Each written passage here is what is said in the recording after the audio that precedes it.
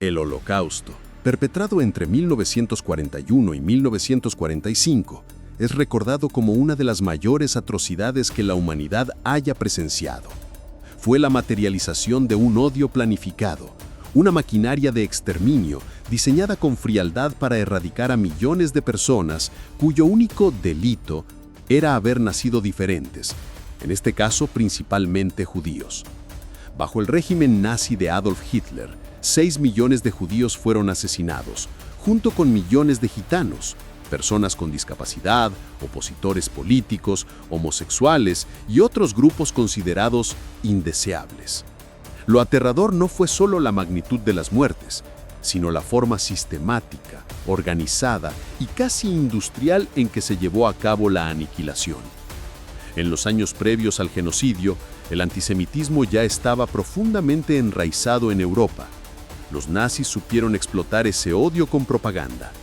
En Alemania, la maquinaria de comunicación de Joseph Goebbels pintaba a los judíos como culpables de todos los males: la derrota en la Primera Guerra Mundial, la crisis económica, la pobreza y hasta la corrupción moral. Carteles, películas y periódicos mostraban caricaturas grotescas, deshumanizando a los judíos, presentándolos como parásitos, como una amenaza biológica que debía ser eliminada. Esa narrativa fue calando poco a poco en la mente de millones de alemanes, que ya sea por convicción, miedo o indiferencia, permitieron que el odio creciera sin freno. Cuando comenzó la Segunda Guerra Mundial en 1939, las políticas discriminatorias contra los judíos se transformaron en una persecución más directa. Se les obligaba a portar la estrella amarilla en la ropa, se les prohibía trabajar en ciertos empleos, ir a la escuela, poseer negocios. Fueron segregados en guetos, barrios cerrados donde miles de personas eran hacinadas en condiciones infrahumanas. En Varsovia, en Lodz, en Cracovia, los guetos se convirtieron en trampas de hambre y enfermedad. Familias enteras vivían en un solo cuarto, sin comida suficiente, sobreviviendo con pan duro y agua contaminada. La mortalidad infantil era brutal. Niños famélicos con los ojos hundidos y las costillas marcadas se arrastraban buscando migajas.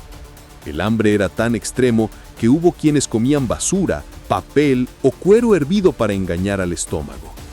Pero el infierno mayor llegó cuando los nazis implementaron la llamada Solución Final, un plan secreto y sistemático para exterminar a todos los judíos de Europa. Entre 1941 y 1945, los nazis construyeron campos de concentración y exterminio en distintas partes de Alemania y la Polonia ocupada: Auschwitz, Birkenau, Treblinka, Sobibor, Chelmno, Majdanek, nombres que hoy retumban como sinónimos de horror. Eran lugares diseñados para matar en masa, donde cada detalle estaba calculado, desde el transporte hasta la eliminación de cadáveres. Los trenes de la muerte atestados de hombres, mujeres, ancianos y niños viajaban días enteros sin agua ni comida. Vagones de carga cerrados, sin ventilación, convertidos en ataúdes de hierro donde muchos morían incluso antes de llegar al destino. Al llegar a los campos, los prisioneros eran recibidos con gritos, perros y golpes. Se realizaba una selección inmediata. Algunos eran enviados a trabajos forzados, otros directamente a las cámaras de gas. Los médicos nazis, como Joseph Mengele, decidían con un simple movimiento de mano quién vivía y quién moría. Los más débiles, los ancianos, las mujeres con niños pequeños, eran mandados sin demora al exterminio. Las cámaras de gas se presentaban como baños colectivos. Se decía a los prisioneros que se desnudaran, que dejaran su ropa doblada, que iban a ser desinfectados.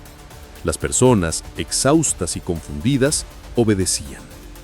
Una vez encerrados en las cámaras, los soldados vertían Ciclón B, un pesticida letal, desde orificios en el techo.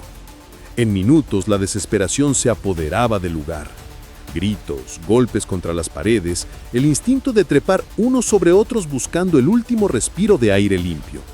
La muerte llegaba entre el caos y el silencio posterior era absoluto. Los cuerpos eran luego arrastrados, despojados de cabellos, dientes de oro y pertenencias. Los hornos crematorios funcionaban día y noche, incinerando miles de cadáveres al día, mientras un olor nauseabundo impregnaba el aire kilómetros a la redonda. El sufrimiento no terminaba ahí.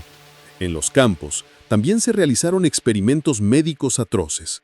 Mengele, apodado el Ángel de la Muerte, usaba a prisioneros, en especial niños gemelos, como conejillos de indias.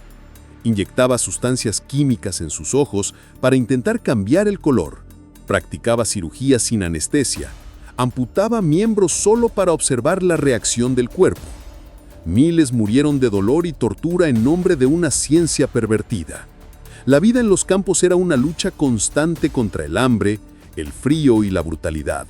Los prisioneros trabajaban hasta 12 o 14 horas en condiciones extremas, construyendo carreteras, fábricas de municiones o extrayendo piedras.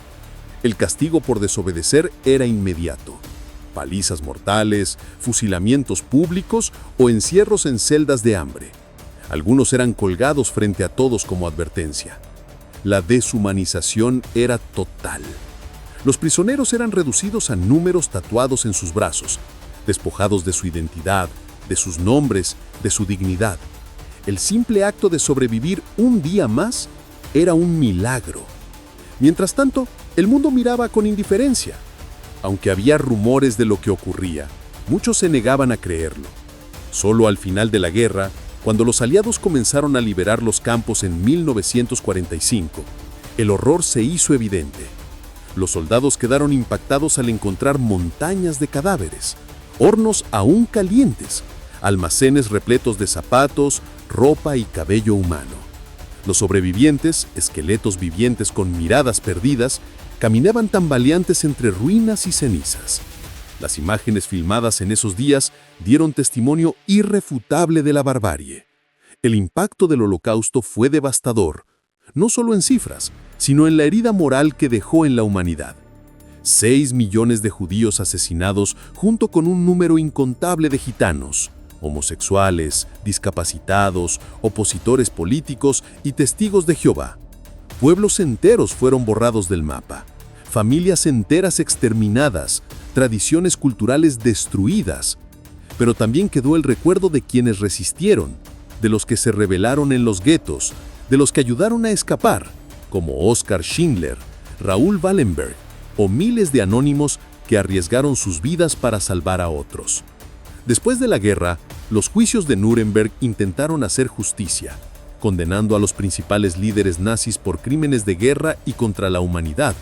Sin embargo, ninguna condena, ninguna sentencia pudo borrar el dolor ni devolver las vidas perdidas. El Holocausto quedó grabado como una advertencia eterna hasta dónde puede llegar el ser humano cuando el odio y la indiferencia se convierten en ley. Hoy, la memoria del Holocausto se preserva en museos, monumentos y testimonios de sobrevivientes. Recordarlo es un acto de resistencia contra el olvido, contra el negacionismo y contra la posibilidad de repetir los mismos errores. Porque lo más aterrador del Holocausto no fue solo la muerte masa, sino que todo ocurrió a la vista de un mundo que eligió mirar hacia otro lado. Fue un crimen no solo contra un pueblo, sino contra la humanidad entera.